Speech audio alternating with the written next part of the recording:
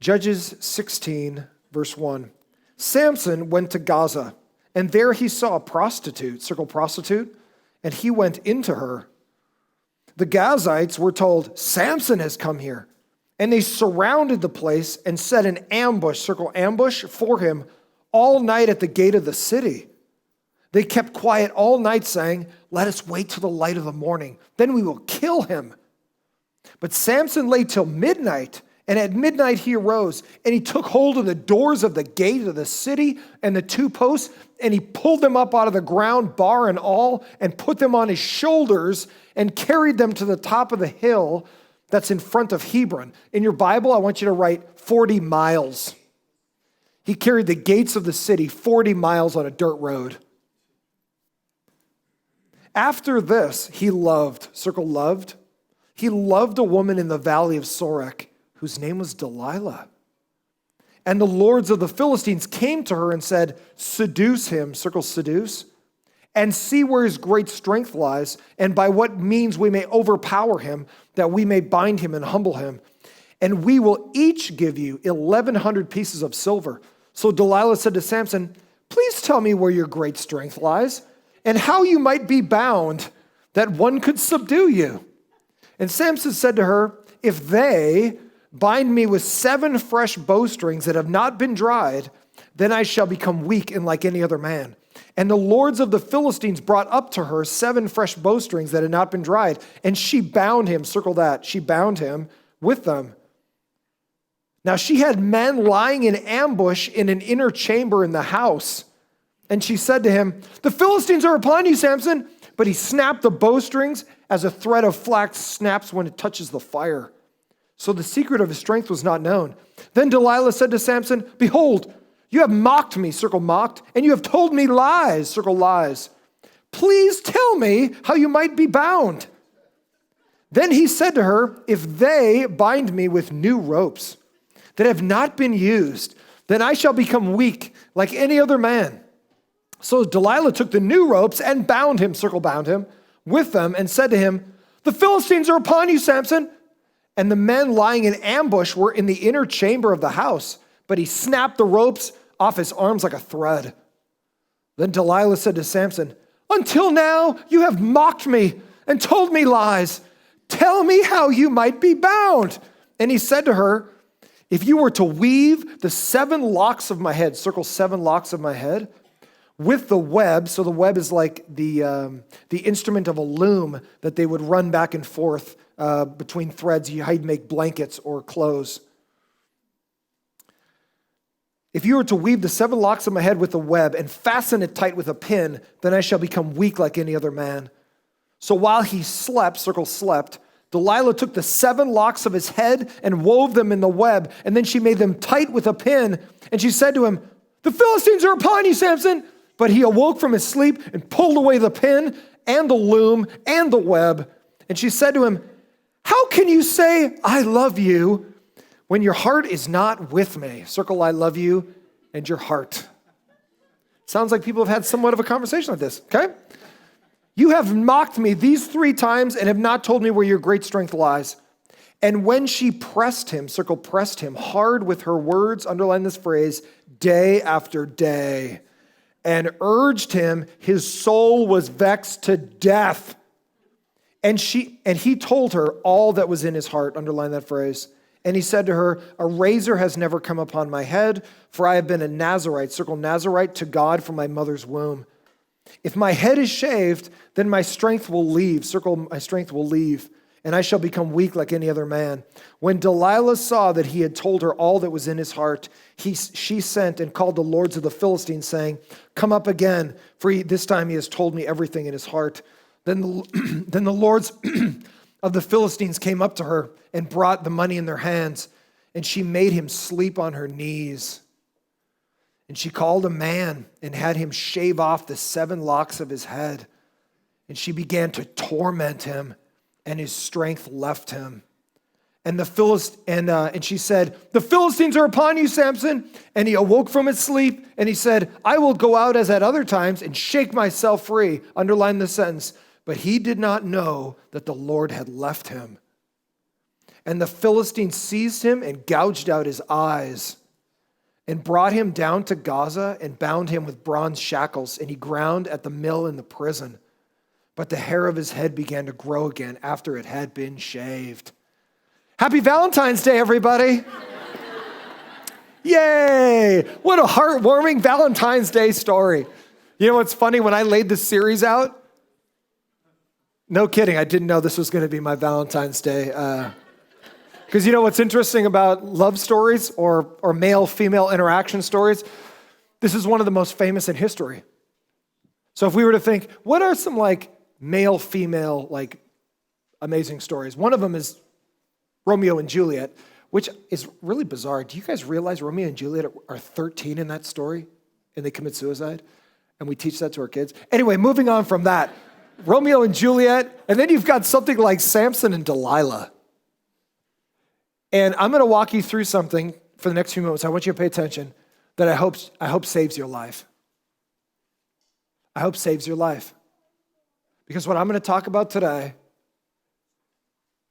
is a delineator of where your life is going. And for some of us, we're on the verge of disaster. And I'm going to come after you today, and I hope it changes your life. If you got your notes, pull them out. There should be in your bulletin. If you're watching online, at the top of the comments section on Facebook, you'll see a link there. Click on that link at the top of the comments, and my notes will drop down. Number one is this: Samson engages disruption. Samson engages disruption. What am I talking about? I'm talking about this. In this series called Disrupted, when God interrupts your life, there are times when God does things in our life that we have no choice about, a la COVID-19. You get sick, you lose your job, you lose your business. There are things put upon us that we have no choice about. We didn't have a choice. We didn't vote and say, hey, I'd love some COVID-19 to come upon the world and screw everything up, my life for the last year. But guess what? When God allows difficulty, he always asks us to walk in faith through difficulty, and he walks with us in the difficulty that he brings into our life. So there's that segment. We've seen that many times in this series. However, I'm going to speak on something different today, and it's this issue. Most of the time, disruption in our lives, the things you really hate about living, are many things that you've invited into your life. It's disruption. You said, come into my life. You went after disruption. You went after things that were illicit, and you didn't like the back end of how those things worked out in your life. Many times, the disruption we have in our life is things that we've said, I want you in my life. I want this disruption in my life. I bait it into my life. And that's exactly what we see with Samson. Samson's going to come to a tragic end. And guess what? It didn't have to be like this. All the stories I read to you about Samson, they didn't have to be like this. He chose them to be like this. He was indefeatable. So everything that happens to Samson, he did on purpose. And we're going to see the tragic end of one of the greatest men in the Old Testament. Number one is this: Samson engages disruption. After judging Israel for 20 years, Samson is now about 40 years old. Where's my old 40-year-old heads in here? Wow, we got a young church. Okay, I got 6 old guys in here. Ready? Here's the thing. When we first saw Samson about 4 weeks ago, he was in his late teens, early 20s, college-age student. He gets married to a Philistine woman. He's Israeli. He gets married to a Philistine woman, the enemies, and we saw how that all worked out. She ends up dying. His very first wife gets killed by Philistines, burning her to death. So he lost his wife around 20. Now he's 40, and we're going to see something sad about Samson. He hasn't grown up a bit. And you know what? That actually speaks to our culture, because we keep our men adolescent. We allow them to be children and play video games and not go get a real job and live with their moms. And we are an overly mothered, not very fathered culture. Highly emotive, ready to cancel at the minute we're offended, rather than saying, let's work through this, rather than being angry about everything. And Samson was just like that. didn't take advice. He stayed an adolescent in his thinking his whole life. But he was a grown-up man. In this story, he's all grown up. And sadly, he hasn't learned anything. He's 40 years old at this time. Being unmarried, undisciplined, and unwise, he risks his life by visiting a Philistine prostitute at night in the fortified city of Gaza. Let me show you where this was. When we go to Israel, hopefully we'll get to travel through Gaza. Gaza, you can see in this picture, Israel's the skinny piece of land in between the Jordan River and the Mediterranean Sea. In Samson's day, 3,000 years ago, the Israelites lived in the north, the Philistines lived in the south. The border was the valley of Sorek, which you see down there at the bottom of your screen. Samson lived in the town of Zorah, which was a border town, and Timnah is the city that was just across the river in Philistine land, where he married the Philistine woman a few weeks ago when he was about 20 years old. But Samson lives in Zorah, so watch this. Anytime a nation wants to protect its borders, it sends its military to its borders if it doesn't want another country invading it. It's the reason we have military down the Mexican border. We have like 16 people up at the Canadian border because we're not worried. We're not worried about the Canadians coming down on horses or whatever. But every time there's a border, you have some kind of security. Well, guess what? 3,000 years ago, Samson's the security. He's a one-man wrecking crew that lives at the border, keeping the Philistines out of Israel. And so the Philistines are trying to come up in Israel, but Samson keeps wrecking their shop for the last 20 years. And they can't figure out, how can one dude not die? Like, it doesn't make any sense. We shoot arrows at him, he doesn't die. We try to gang up on him, he doesn't die. We can't kill him. But he keeps killing all of us. So they're desperate to get rid of Samson. But God has him on a mission to secure that border. Watch this. He leaves Zorah, goes into Philistine territory, goes all the way to Gaza, which you see at the bottom of your screen right there. Why in the world does Samson go on vacation into enemy territory to a fortified city? So if he went down to Gaza, chances are he's going swimming in the Mediterranean, he's on vacation or whatever. He's going, I'm going to go swimming in the Mediterranean. But instead of going to the Israeli towns, he goes into Gaza. Gaza is a fortified city right on the water. The Philistines are a shipping people group. And so they have walled cities with a huge gate to the city right at Gaza. He goes to Gaza into a fortified city of the enemies and sleeps with a prostitute because he's so arrogant and undisciplined that he basically feels indestructible, which he is. But he tempts fate, he tempts God to punish him by saying, I'm going to go to Gaza and sleep with this woman in a fortified city where they can shut the gate and lock me in like a rat and kill me. He is so twisted in his mind about how indestructible he is that he does that. And that's exactly what they do. They hear Samson's there. Samson came to Gaza to sleep with a prostitute? I can't believe it. Lock the door. Let's get this guy. Here's our chance. That's how far Samson has drifted from God in 20 years. He can't even see that he's a death waiting to happen. Here's what a gate looks like. You'll see these kind of all over Israel for walled cities. Look at the woman in the back there to give you some perspective. These gates were huge block entrances that had a massive wood and metal swinging door so that when a city got attacked, they could close that door and lock it. It was so massive that it would take multiple men just to shut it. And it would swing on these huge stone pillars on the side of the gate. So a fortified city, only one gate in, one gate out. They made that thing massive. Samson wakes up at midnight and realizes they've shut the gate. They tried to trap him inside like a rat. So Samson goes, no problem. He picks the gate up, rips it out of the ground, puts it on his shoulders, and he doesn't just walk off. He walks 40 miles on a dirt road and drops it near Hebron. Put that map back up there. Hebron is inland from Gaza, all the way 40 miles uphill in the dirt. So put the picture, here's like an illustration of Samson carrying this gate. So he grabs a gate out of the city. You know why he did that? Because a city without a gate is unprotected. And he wanted to show all the guys that, you wanted to kill me? I go where I want, son. I'm going to pull a gate right off of your city and take it to Hebron. Come get it, boy. I'm going to drop it off at Hebron. Hopefully somebody can pick it up. That's how arrogant and prideful he is. Trying to trap him, the men locked the massive gate, but after leaving the prostitute, Samson tears off the city doors and drags them 40 miles away to Hebron. Here's our first principle.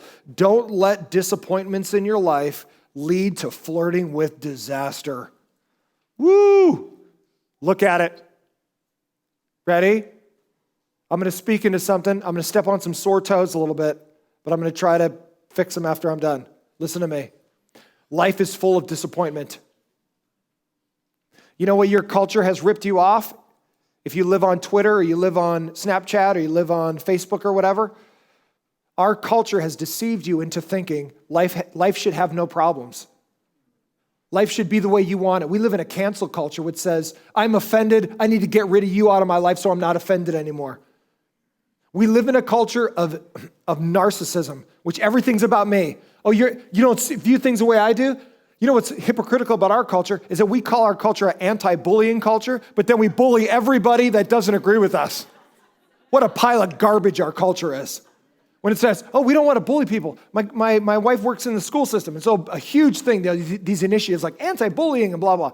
And if you've ever been bullied, it's horrible. There you go. We got one person. Right? But you want to know something? You want to know something? You'd be amazed how many times you were the bully in somebody else's life. You just don't remember it. When you said something about how somebody looked or what they were wearing or blah, blah, blah. But here's the hypocritical part of our culture. We say, hey, don't bully anybody. But then the minute somebody says something online about something we don't agree with, it's cancel you. Get rid of their show. You lose your job. Shut that business down. Hashtag get rid of them. Cancel everybody. That's called bullying.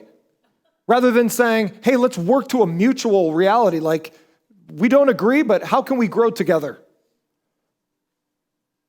And the same thing is true here with Samson. He has probably had many disappointments in his life. His first wife is dead. He made a really bad call. He's been fighting his whole life. Looks like he's still single at 40. And he has had many disappointments. But here's one thing I want to lay out for you. Life will be disappointing. But how you respond to your disappointments tells you the direction of your life. Oftentimes, it's our response to disappointments that tells us how mature we are. Anybody can serve God when it's easy and when God is blessing us with money or relationships or whatever. But when those things stop or when they get throttled back and we go, man, I'm insecure because I don't make a lot of money. My relationships seem to be falling apart. All of a sudden we go, duh. It's very possible Samson did the same thing. Because I go where I want. I'm going to go into Gaza. I'm going to sleep with a prostitute, a man of God that's continually making bad decisions. Here's my encouragement to you. Don't allow disappointments to bait you into making bad decisions. Here's what it looks like in your life. All you young ladies. Remember when you got married and you're like, he's the man of my dreams. He's so dreamy. I love his eyes and those jeans that he wears. And he takes me to hot dog on a stick at the mall. He's got big money. He spends money all over. I just love him. Remember that? Remember those conversations? Maybe you don't, but maybe that's something in your mind. I married my wife I got engaged to my wife 28 years ago tonight at a small cafe in San Luis Obispo. It's 28 years ago tonight that I asked my wife to marry me. And you know what was interesting? I woke up this morning, and my wife, who was already up before me, she said something funny. She goes, hey, happy Valentine's Day. It was 28 years ago tonight that you asked me to marry you. And she said something bizarre to me. She said, do you realize we don't have any pictures of our engagement? And I thought, why not? And then I realized 28 years ago, you had to develop film. Like Like everybody's like, engagement things today are like people hiding in the woods, taking pictures of like, oh my gosh, I can't believe it. And like, it's like a whole big thing. Like you put out a video of your engagement, thing. Well, back in the day, 1,000 years ago, at 28 years ago, pre-phones and cameras, we don't even have a picture of that. But one thing I thought about this morning as I was driving here before the first services, I thought, 28 years ago tonight, I invited a woman into my life who has influenced me the most, more than any person on the face of the earth. And we have had many disappointments in our marriage. Many things have gone wrong. We've hurt each other. We've disappointed each other. We have had disappointments as a couple. Financially, things have gone wrong. Relationally, things have gone wrong. People have betrayed us and blah, blah. I mean, just name something.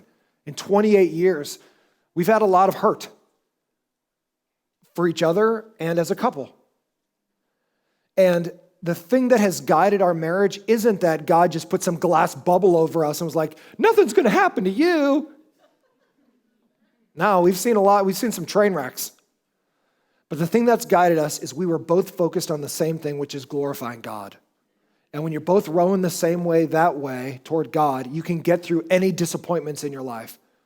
Think about the disappointments in your life. Young ladies who go, he's so dreamy, I'm going to marry him and it's going to be amazing. He's going to fill my emotional cup and I'm never going to have to feel lonely again. I'm always going to feel like secure and blah, blah, blah. And then you're married for about 3 minutes. And he lets you down and hurts your feelings and makes you feel insecure and all those other things. And you kind of go, wow, I really feel disappointed in my marriage as a woman.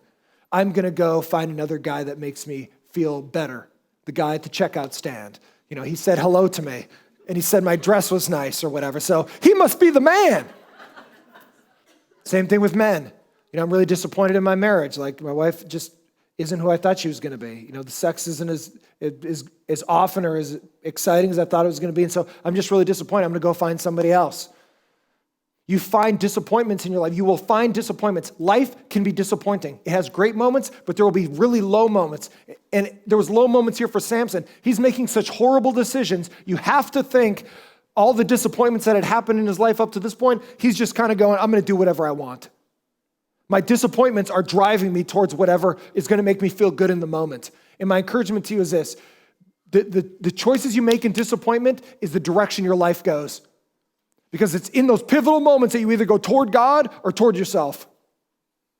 And you make decisions in those moments of disappointment that can literally destroy your life or bless your life, depending on how you choose.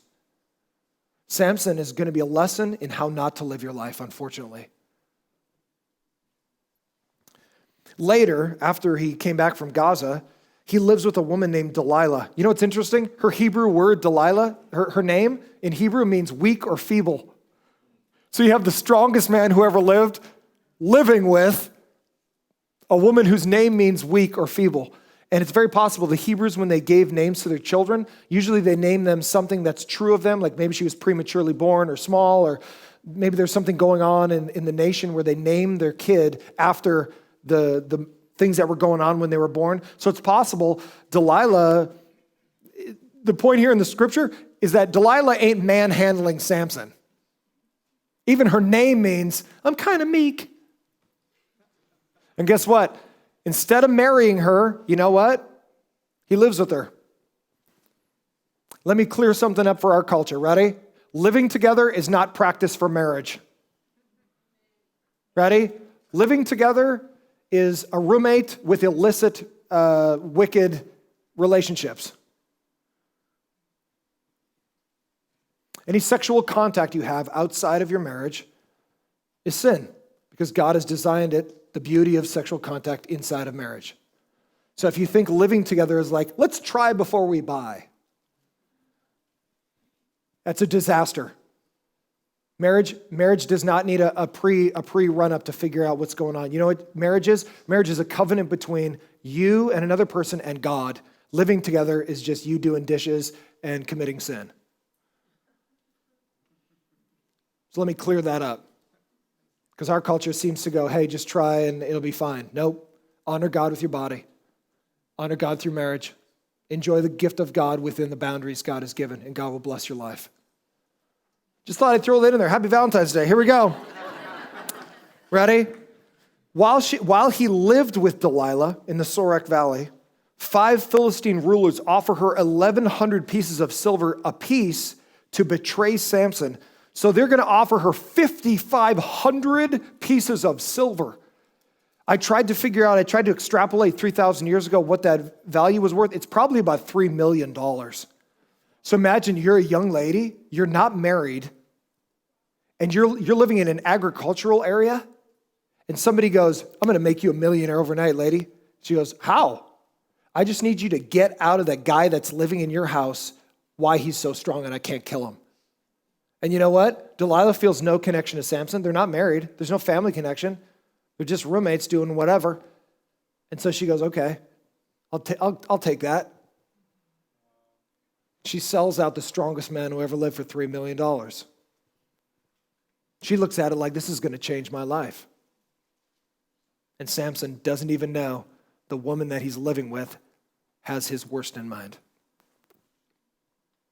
Ready? Here we go. This toxic mixture of Samson, of loneliness and feeling invincible, led Samson to the edge of obedience. Instead of guarding his heart, he remained in a vulnerable situation. Look at Proverbs 4:23. I love this verse. I love this verse. Ready? Keep your heart with all what? Vigilance. You know what vigilance is? This Hebrew word is this picture. It's what happens when I'm preaching. You start to go like this.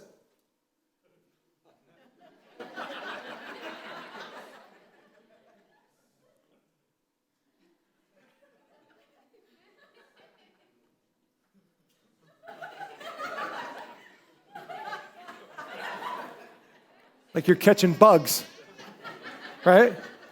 Ready? You know what that Hebrew word means? Hey, wake up! Vigilance means it's a guard at a city. It means like, hey, if you don't stay awake, guard, we're going to get invaded. So the Hebrew word there means you got to be awake all the time spiritually so that your heart doesn't get deceived by even your own desires. It says keep your heart with all vigilance. Stay awake. It means be on spiritual Red Bull and no-dos all the time. Always be cracked out for Jesus, like this. I'm going to rebuild my bike. Keep your heart with all vigilance. Never fall asleep.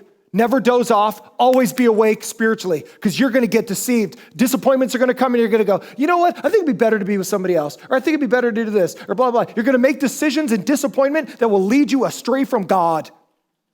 And unless you stay awake, son, get biblical wisdom in your life. Get godly men and women to speak in your life. Literally, Samson did nothing. He didn't seek God. He didn't seek scripture. He didn't seek the priest. He didn't seek a pastor. He sought nobody. He just did what he wanted to do, and he went wherever he wanted to go.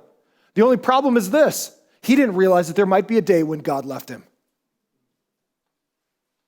Number one, Samson engages disruption. He goes after it.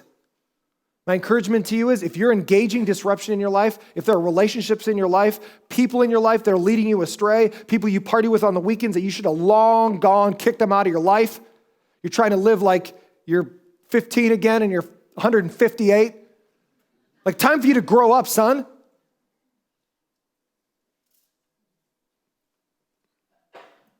There are people you need to get out of your life so that you can live for God. Which leads to number two, Samson entertains destruction. Number one, Samson engages disruption. He baits it into his life, and then he stays there. He entertains it. He entertains destruction.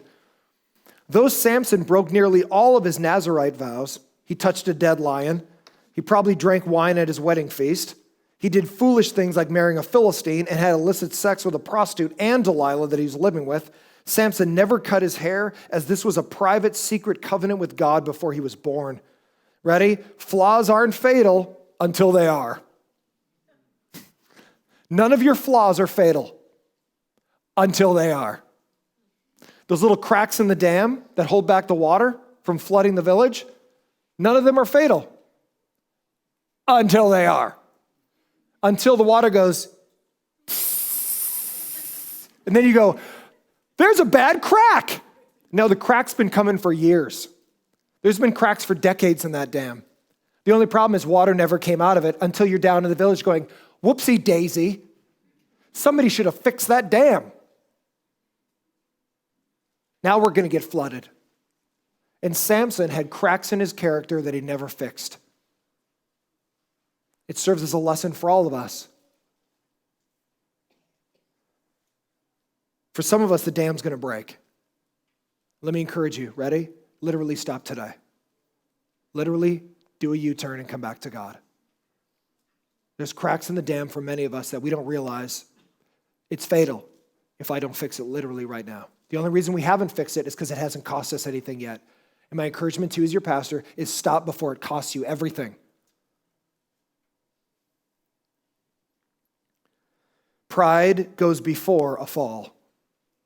We have that phrase is in our culture. Pride goes before a fall. You know where that phrase comes from? Literally right out of the Bible. We have a cultural phrase, pride comes before the fall. That comes right out of the book of Proverbs. And it happens to Samson. As the lover's lying game went on with Delilah, who he's living with, he slowly got closer to the truth. Tie him with bowstrings, then new ropes, then put 7 locks of his hair in a loom that was nailed to the ground. So Samson had 7 huge locks of hair. So he's probably like Rastafarian style. Listening to reggae or whatever, heading on down to Gaza. He had these probably huge matted dreads. 40 years worth of just knotted hair. And you know what happened? He's living with a woman who he had given his heart to. And she took him from, you know what? Isn't that a weird thing for a woman to say anyway? Hey, you know what? How could somebody like bind you so that, like you couldn't get away? First thing, if you're not an idiot, you go, that's weird. Like, that's weird to say. Like, should I be living with you? Like, that's weird. And then she does it. And then he breaks it. And she goes, you lied. And so they're playing this like lover's lying game thing. And then he goes, oh, yeah, he's just playing around. Oh, it's new ropes. And then she does it. And then he wakes up, he breaks the ropes.